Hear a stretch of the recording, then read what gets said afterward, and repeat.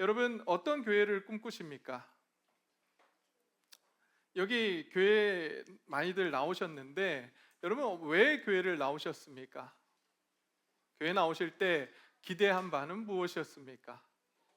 저는 항상 교회를 생각하면서 이런 교회가 되기를 간절히 소원한다라고 하는 기도를 드릴 때면 저는 사도행전 2장의 말씀을 항상 생각을 합니다. 사도행전 2장에서 초대교회가 세워질 때 그 모습을 보면서 항상 그 초대교회가 세워지고 초대교회가 나누었던 그 삶을 우리도 이 땅 가운데서 이 시대에 하나님께서 다시 한번 이루어 주시기를 소원하면서 그런 교회 되기를 위해서 기도하고 있습니다. 저와 여러분들이 함께 그 꿈을 꿀 수 있었으면 좋겠습니다. 그냥 교회를 다니니까 매주 그냥 주일이 돌아오니까 교회에 나가고 내가 교회에 나가지 않으면 왠지 찜찜해서 예배드리러 오는 것이 아니라 정말 함께 꿈을 꿀 수 있었으면 좋겠습니다. 함께 우리가 바라볼 수 있는 그러한 모습의 교회가 있고 그 교회를 바라보면서 우리의 마음이 뜨겁고 또 우리의 가슴이 뛰는 그러한 마음 가지고 주님 앞에 나아오고 또한 그러한 교회가 되기 위해서 우리가 함께 노력하는 우리 동네제일교회 성도님들과 제가 되기를 주의 이름으로 축원드립니다. 우리가 그런 비전이 있어야 돼요. 꿈을 꿔야 됩니다. 우리가 어떤 교회가 될 건지 또 어떤 교회를 위해 그 교회가 되기 위해서 우리는 무엇을 해야 되는지 끊임없이 생각해야 합니다. 그 중에서 우리가 기억해야 될 것은 소그룹입니다. 특별히 교회에서 가장 중요한 핵심이 소그룹입니다. 왜냐하면 이 소그룹이 살아나야지만 교회 전반적으로 건강해질 수 있기 때문입니다. 소그룹이 활성화되지 못하고 이 소그룹이 계속해서 그냥 세상의 작은 모임 같은 그런 모임이 될 때에 교회는 그 건강성을 잃어버리기 때문에 우리는 이 소그룹이 건강할 수 있도록 우리가 다시 한번 이 소그룹이 어떠한 모습을 가져야 되는지 또 어떤 역할을 감당해야 되는지 말씀을 통해서 살펴보기를 소원합니다. 여러분 혹시 사피엔스라는 책을 아십니까? 네, 사피엔스 알아요? 네, 그 저자가 누구예요? 네, 유발 하랄이라고 하는 사람이에요. 유발 하랄이라고 하는 사람이 사피엔스라는 책을 적었는데 이 책은 인문학 책이기도 합니다. 뭐 기독교인이 아니라서 그냥 들어두시면 좋을 것 같은데 하랄이는 인간이 지구를 지배하게 된 결정적인 이유를 이렇게 설명합니다. 지능이나 신체적 능력이 아니라 집단 내에서 협력하고 소통하는 능력이 있어서 인간이 이 지구를 지배하게 되었다라고 이야기를 합니다. 그래서 이 하라리는 또 뭐라고 이야기하냐면 침팬지를 이렇게 관찰한 과학자들의 이야기를 들어서 하는 이야기가 뭐냐면 침팬지 같은 경우는 15마리가 맥시멈이라고 합니다. 집단을 이루는데 15마리를 넘어가면 이 불신과 긴장이 쌓여서 무리가 분열된다라고 이야기를 합니다. 그러나 인간은 그 이상 상상의 언어의 상상의 질서, 언어, 신화, 종교, 이야기를 바탕으로 수십, 수백, 수천 명이 함께 살아가는 그러한 사회를 만들어가고 있습니다. 인간은 소문, 규칙, 신앙을 공유함으로써 보지 않아도 믿고 함께 움직일 수 있는 능력을 갖게 된 것입니다. 고대 부족 사회에서는 함께 사냥하고 또 함께 불을 피우고 함께 외부 위협에 대비해야만 생존할 수 있었습니다. 혼자 있는 사람은 죽었고 함께 있는 사람은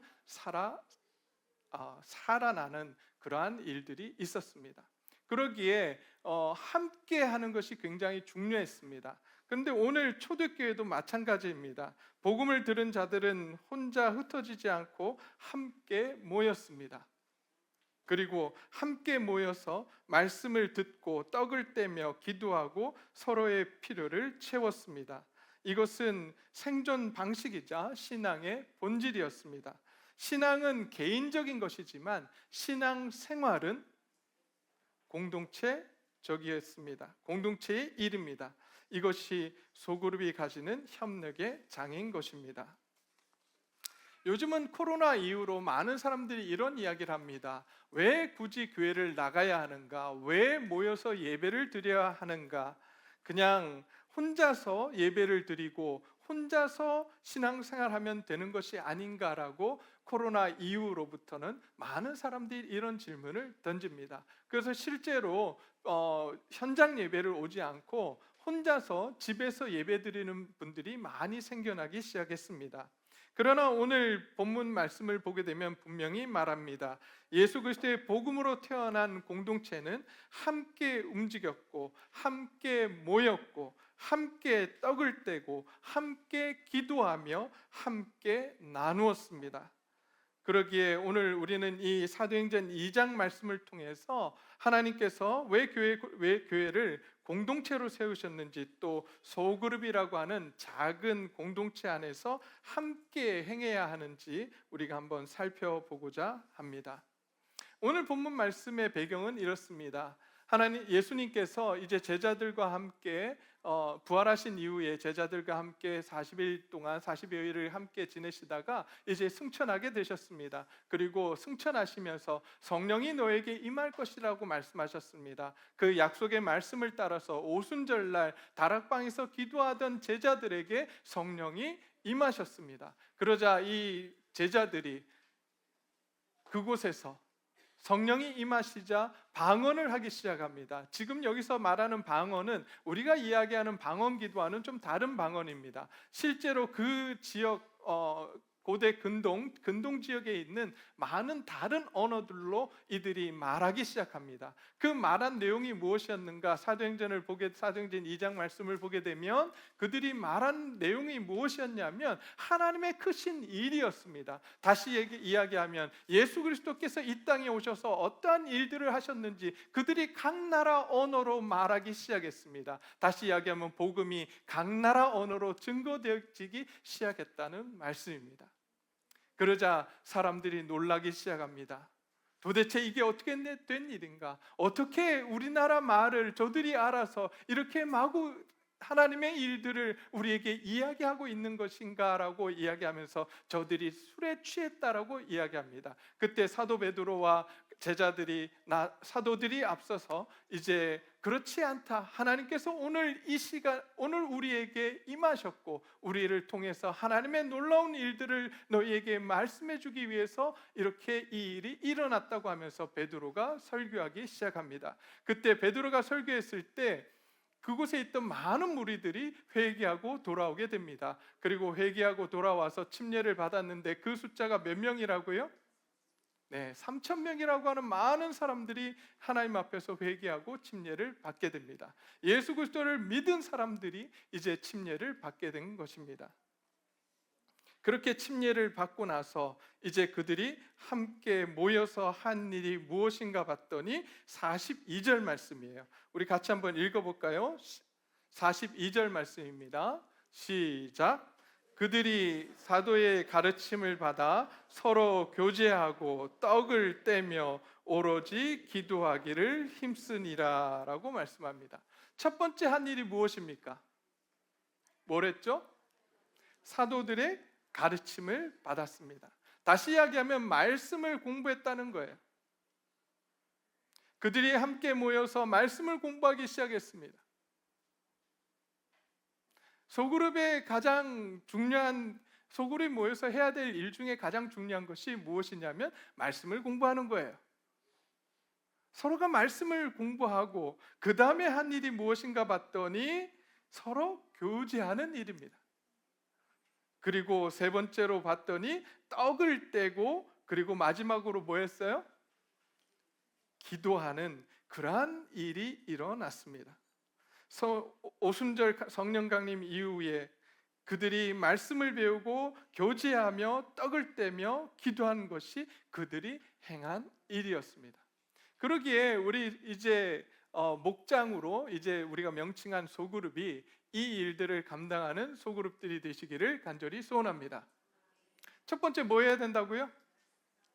말씀을 공부해야 된다. 두 번째가 뭐예요? 예, 떡을 떼고 자 교제하는 거예요. 세 번째가 뭐예요? 떡을 떼는 겁니다. 네 번째가 뭐예요?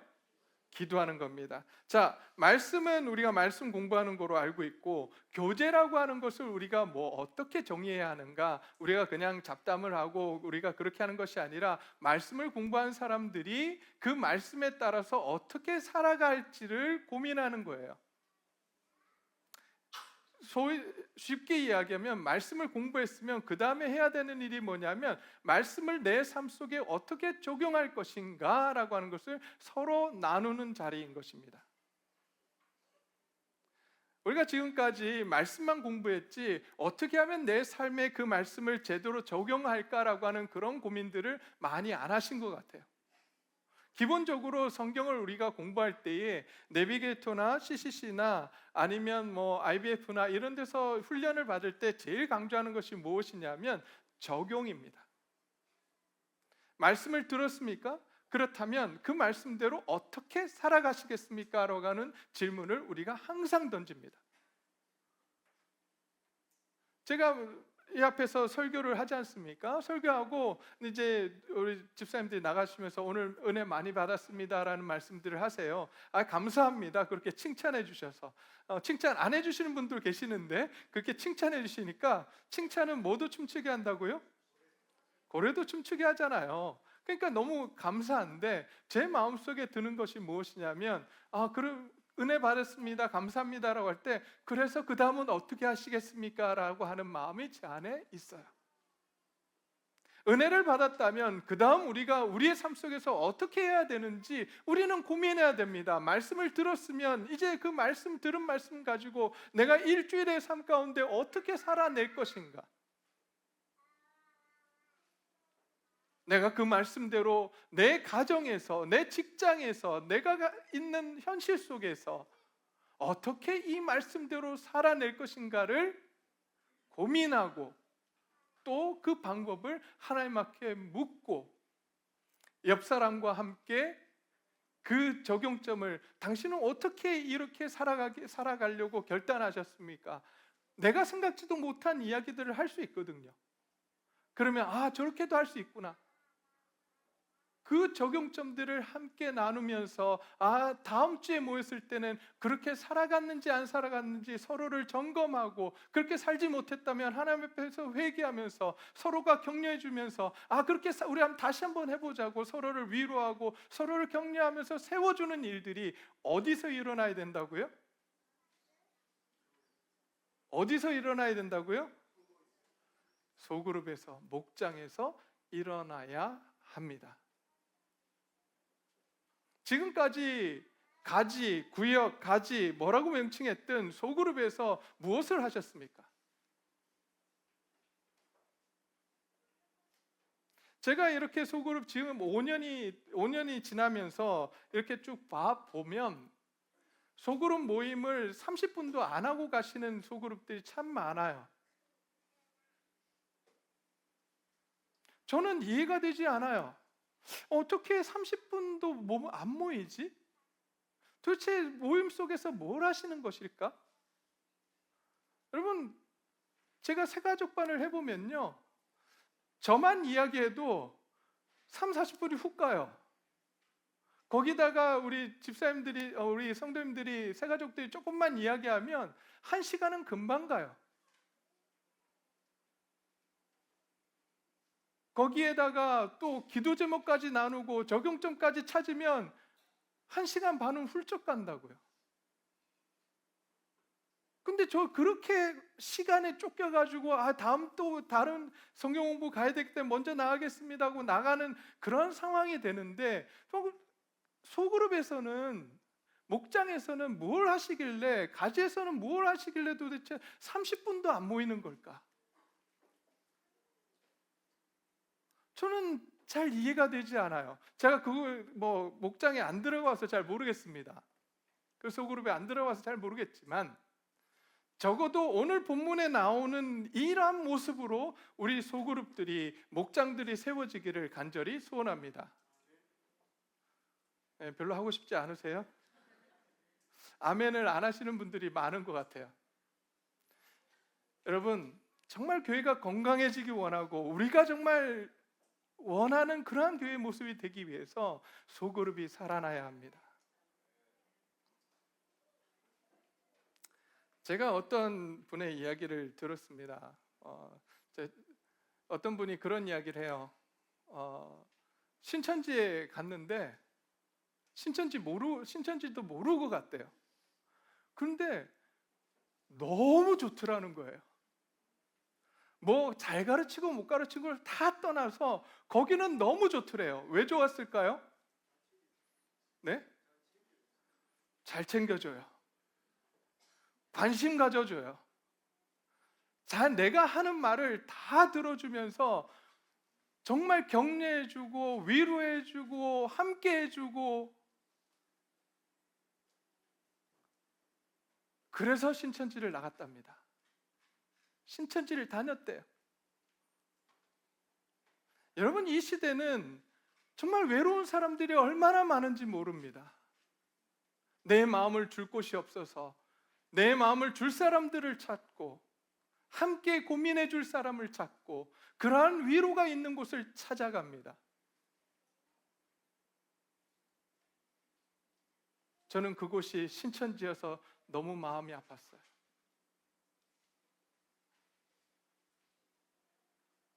진리를 알고 있는 예수 그리스도를 믿는 자들이 그 교회가 그런 모습이 되어서 세상의 아픈 자들을 품어내고 세상에 너무나도 힘든 사람들을 품어내고, 그래서 그들이 다시 건강해지고 위로받고 격려가 넘치는 곳이 하나님의 교회가 되어야 하는데,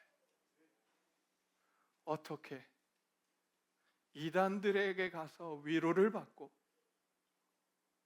그곳에 가니 너무 좋더라라는 이야기를 들어야 한단 말입니까?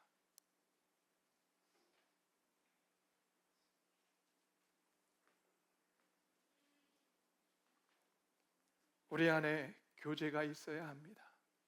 그러나 세상적인 교제 아니고 정말 말씀 속에서 내가 어떻게 살아가야 되는지를 서로 나누고 서로 격려하는 그러한 교제가 우리 목장 안에서 일어나기를 간절히 소원합니다. 그것을 위해서 이제 내년부터는 목자 교육을 할 거예요.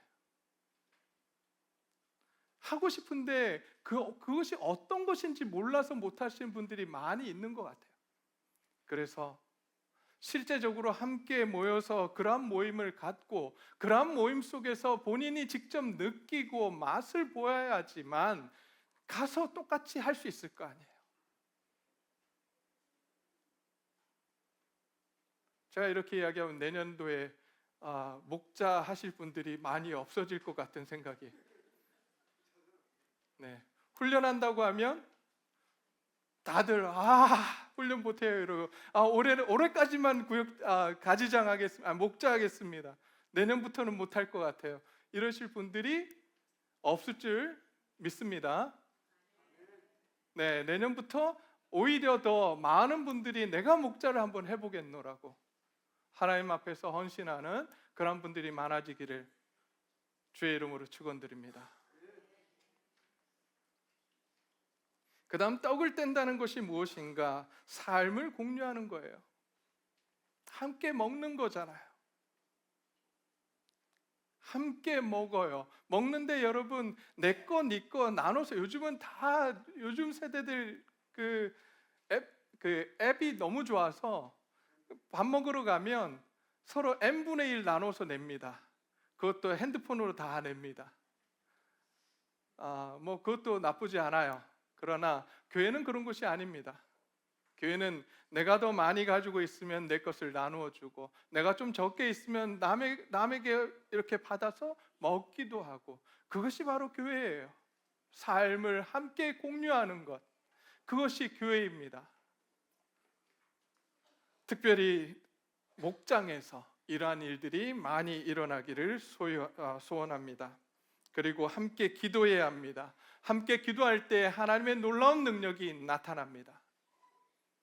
우리의 삶 속에서 그 하나님의 능력을 경험하는 우리 동네절교회 성도님들이 되시기를 주의 이름으로 축원드립니다. 이렇게 말씀을 배우고 교제하고 떡을 떼고 기도할 때에 어떠한 일들이 일어나는가 보았더니 43절부터 45절까지의 말씀입니다. 사람마다 두려워하는데 사도들로 말미암아 기사와 표적이 많이 나타나니 믿는 사람이 다 함께 있어 모든 물건을 서로 통용하고 또 재산과 소유를 팔아 각 사람의 필요를 따라 나누어 주며라고 말씀하고 있습니다. 첫 번째, 이러한 공동체에 어떤 모습이 일어났다고요? 어떤 일들이 일어났다고 말씀하시냐면 첫 번째로 표적과 기사가 나타났다라고 합니다. 다시 이야기하면 이러한 공동체에 하나님이 뭐 하시는 거예요? 일하시는 거예요. 하나님의 역사가 일어나는 거예요. 저와 여러분들의 삶 속에 하나님의 역사하심을 경험하는 저와 여러분들이 되시기를 주의 이름으로 축원드립니다. 그러기 위해서 해야 되는 것이 무엇이냐면 소그룹이 건강해져야 돼요. 소그룹에서 말씀을 나누고 또 교제를 나누고 떡을 떼고 기도하는 것이 있을 때 그 소그룹 안에서 하나님이 역사하신다는 거예요. 각자의 삶 속에서 하나님 역사하신다는 거예요. 그 역사를 경험해 나가기를 소원합니다. 두 번째로 그러한 기적들, 하나님이 일하시는 것들이 나타났고 그 모습들이 구체적으로 어떤 모습으로 나타났는가 보았더니 사랑의 나눔이 있었고 물질을 서로 지원하고 섬기는 모습이 있었습니다. 그것이 바로 44절부터 45절의 말씀이에요. 믿는 사람이 다 함께 있어 모든 물건을 서로 통용하고 또 재산과 소유를 팔아 각 사람의 필요에 따라 나누어주는 이러한 일들이 일어났다라고 합니다. 여러분, 저는 이 본문을 읽을 때마다 저의 가슴이 뜁니다. 여러분 모르겠어요. 저는 이 말씀을 읽을 때마다 저의 가슴이 뛰어요. 야, 이런 일들이 정말 있을 수 있을까? 이런 일들이 우리 안에 있었으면 좋겠다. 정말 이런 일들을 위해서 나는 무엇을 할 것인가?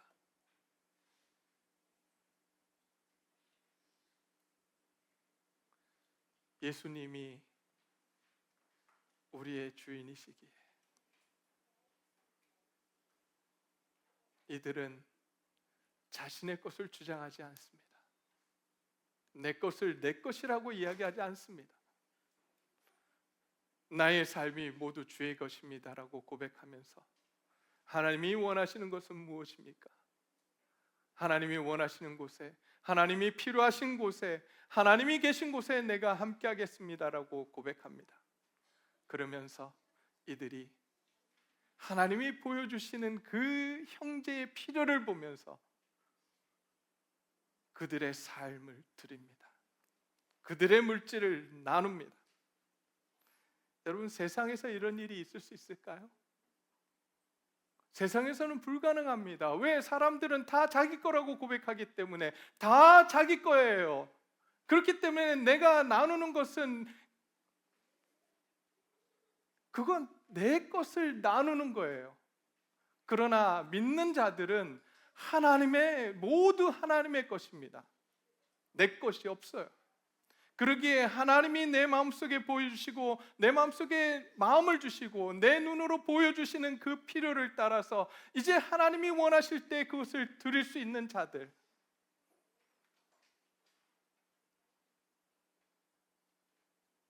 그것이 바로 하나님께서 세우신 초대교회의 모습이었어요. 오늘 저와 여러분들이 다니는 우리 교회 안에서 이러한 모습이 일어나기를 소원합니다. 그런데 이렇게 대그룹으로 모이면 서로의 필요가 보입니까? 안 보입니까? 아까도 예배 드릴 때 서로 인사하십시오 인사하셨잖아요. 인사하시면서 제가 이번 주에 이런 일이 있었는데 저를 위해서 기도해 주세요. 이렇게 기도 제목 부탁하신 분 있으면 한번 손 들어보세요. 없잖아요. 이 대그룹 안에서는 안 된다니까요, 그게. 그럼 어디 가서 그걸 할 수 있어요? 소그룹이에요. 근데 소그룹 가서도 이래요. 서로 인사하고 기도 제목 없습니까? 그러면 없어요. 우리 집은 너무 잘 지내요. 아니래잖아요. 아니래잖아. 고맙다 부승아. 딱 타이밍 맞춰서.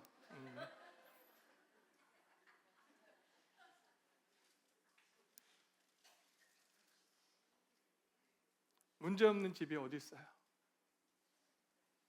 기도 제목 없는 집이 어디 있어요? 다 감춰요.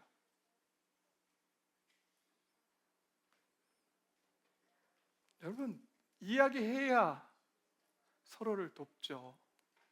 무슨 일이 있는지 알아야 서로를 위해서 기도하죠. 여러분, 기도의 능력을 믿으십니까? 다시 하겠습니다. 여러분, 기도의 능력을 믿으십니까? 근데 왜 기도 부탁 안 하세요? 기도하면 하나님께서 응답하신다는 걸 믿으십니까? 근데 왜 기도 제목 부탁 안 하세요? 함께 모여서 두세 사람이 함께 모여서 기도하면 하나님이 그곳에 함께 하시고 하나님께서 그 기도에 응답하신다고 말씀하시잖아요. 여러분들의 모임 그 소그룹 안에서 목장 안에서 하나님 앞에서 서로를 위해서 기도할 때에 그 기도 제목에 하나님 응답하실 줄 믿습니다. 여러분, 그 경험들이 있어야 돼요. 그래서 소그룹이 재밌는 거예요. 그래서 계속해서 기도 제목을 나누게 되는 거예요. 기도한 사람들만이 그 기쁨을 압니다.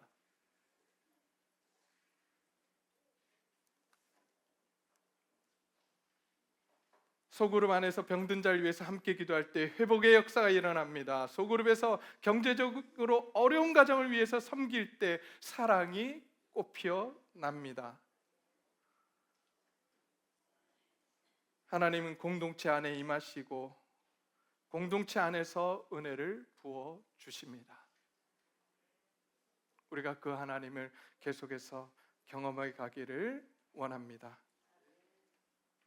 여러분, 이렇게 하나님의 역사가 일어나고 사랑이 나누어지고 서로를 섬길 때에 하나님께서 또 어떤 역사를 이루시는가 보았더니 46절부터 47절까지의 말씀입니다. 날마다 마음을 같이하여 성전에 모이기를 힘쓰고 집에서 떡을 떼며 순전한 마음으로 음식을 먹고 하나님을 찬미하며 또 온 백성에게 칭송을 받으니.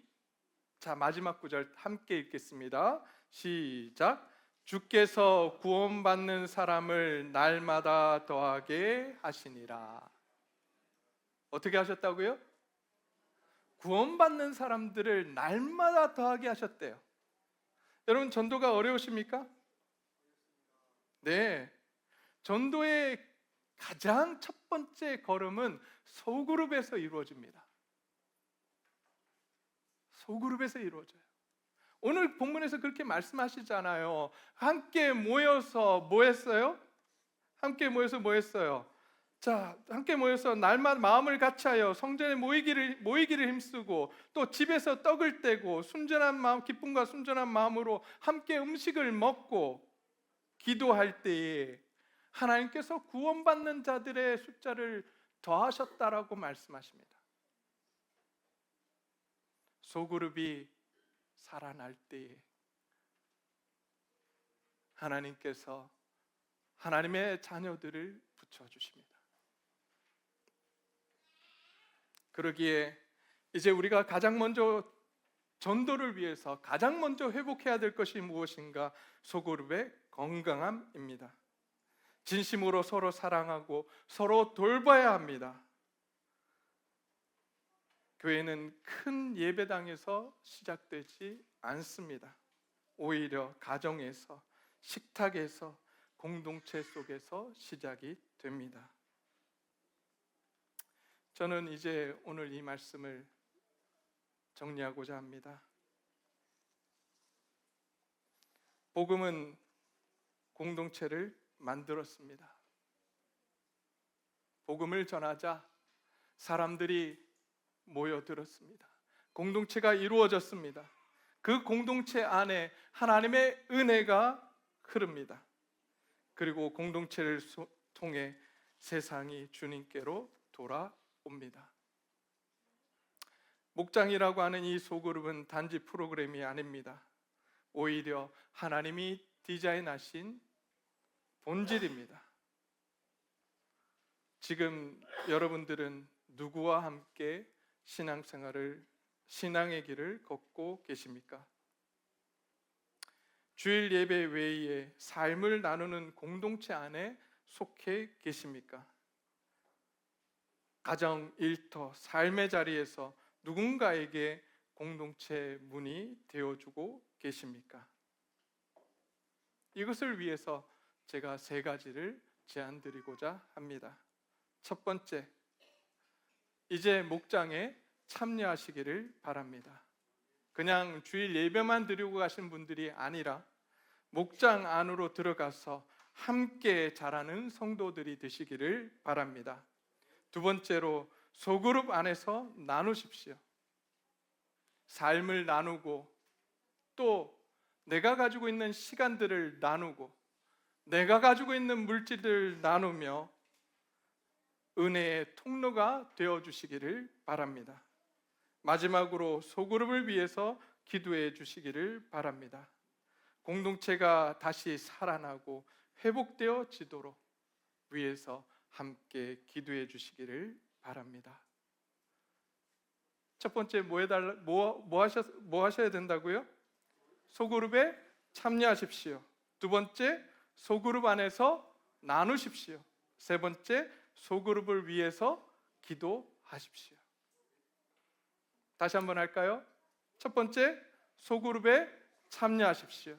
두 번째, 소그룹 안에서 나누십시오. 세 번째, 소그룹을 위해서 기도하십시오. 그렇게 할 때에 우리 교회는 이제 사도행전적인 공동체로 하나님께서 다시 세워주실 줄 믿습니다.